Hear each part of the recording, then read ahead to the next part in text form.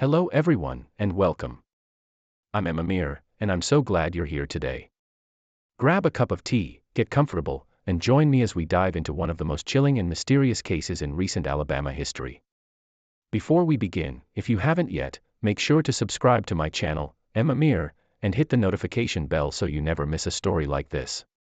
Your support means the world, and together we'll explore the dark, fascinating world of true crime. The rain had not stopped for 3 days in a row. In the quiet outskirts of a small Alabama town, where the trees stood tall and secrets seemed to linger in the humid air, Deputy Marcus Hale adjusted his jacket as he stepped out of his patrol car.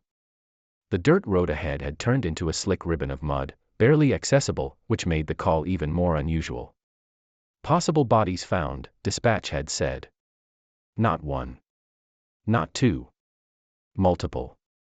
Marcus had worked in law enforcement long enough to know that nothing good ever came from that word. The call had come from a land surveyor, a man who had been mapping out a forgotten piece of property deep in the woods. He claimed he had stumbled upon what looked like human remains near an abandoned shed. His voice had been shaky, almost disbelieving. Now, standing at the edge of the tree line, Marcus could feel that same unease creeping into his own chest. The forest was too quiet. Over here, a voice called. Marcus followed the sound, stepping carefully over roots and wet leaves. Yellow police tape had already been stretched between trees, fluttering faintly in the damp wind. 2 officers stood nearby, their faces pale. "What do we have?" Marcus asked. One of them hesitated before answering. "You should see it yourself." That was never a good sign. Marcus walked forward. At first, he didn't fully understand what he was looking at. The ground had been disturbed, as if someone had tried to dig and then changed their mind halfway through. The soil was uneven, darker in patches. Then he saw it. A hand. Barely visible beneath the mud, fingers curled as if frozen in a final, desperate grasp. Marcus felt his stomach tighten. "Jesus," he whispered. "That's not all," the other officer said quietly, pointing toward the shed. "That's not all," the other officer said quietly, pointing toward the shed. The structure looked like it had been abandoned for years. Its wooden walls were warped, the roof partially collapsed. One of the doors hung crookedly on its hinges, creaking softly as the wind pushed it open and closed. Marcus approached slowly, every instinct telling him to be cautious. Inside, the smell hit him first. Decay. Old, heavy, suffocating. He covered his nose with his sleeve but kept moving. And then he saw them. 2 more bodies. They were positioned differently, one slumped against the wall, the other lying flat on the ground. Time and the elements had taken their toll, making identification nearly impossible at first glance. For a long moment, Marcus didn't move. 3 bodies. All in the same place. This wasn't an accident. This wasn't random. "This is a dump site," he said finally, his voice low. The other officer nodded. "That's what we're thinking." Marcus stepped back outside, the weight of the discovery pressing down on him. Rain began to fall again, soft at first, then heavier, as if the sky itself was trying to wash something away. But some things didn't disappear that easily. By the next morning, the site was swarming with investigators. Forensic teams moved carefully, documenting every detail. Cameras flashed. Evidence markers dotted the ground like small, silent witnesses. Detective Laura Bennett arrived just after sunrise. She had a reputation for handling the cases no one else wanted, the complicated ones, the ones that refused to give up their answers easily. Marcus met her near the perimeter. 3 victims, he briefed her. No IDs yet. Looks like they've been here a while. Laura glanced toward the trees, her expression unreadable. Any signs of struggle? Not obvious. But the ground's been disturbed. Someone tried to bury at least one of them. Laura nodded slowly.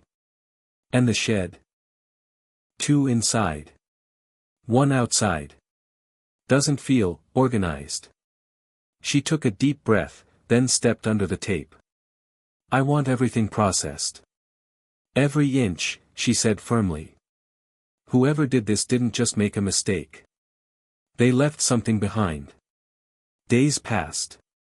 The rain stopped, but the tension didn't. The first breakthrough came from the forensic lab. They're not recent, Laura explained during a briefing. We're looking at different time frames. Possibly weeks apart. Maybe longer. Marcus frowned. So not one incident. No, Laura said. 3 separate deaths, or at least 3 separate events. That changed everything. This wasn't just a crime scene. It was a pattern. As investigators dug deeper, the questions multiplied. Who were the victims? Why this location? And most importantly, was the person responsible still out there? Marcus found himself returning to the site late one evening, long after the others had left. The forest felt different now, heavier, as if it carried the memory of what had been uncovered. He stood near the disturbed ground, staring at the place where the hand had first been seen. 3 lives. Erased. Hidden. Forgotten, until now. A sudden sound made him turn. A branch snapping somewhere in the distance. Hello, he called out. No response. The trees stood still. But Marcus couldn't shake the feeling that they were not alone. Back at the station, Laura studied the case files, photographs spread across her desk. 3 bodies. No identities. No clear cause of death, yet. But something about the scene kept bothering her. It wasn't just what had been found. It was what hadn't. No personal belongings. No obvious connections. It was as if someone had carefully removed every trace of who these people were, before leaving them behind. Laura leaned back in her chair, her mind racing. This wasn't random, she murmured.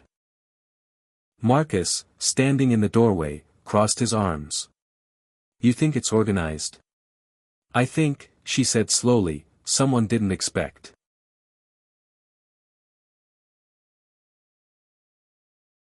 Silence filled the room.